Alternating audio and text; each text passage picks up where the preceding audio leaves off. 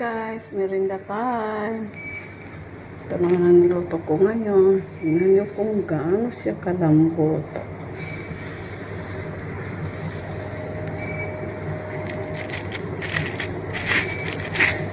Yan siya oh. Ay, ang init. Sige, dadalhin ko na kasi magising pa sila.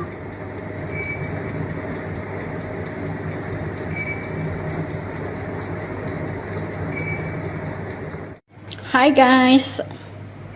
Breakfast tayo, merienda tayo ng pandesal. Nakikita ba ninyo? Tingnan nyo kung gaano siya kalambot to. Parang galing na sa bakery.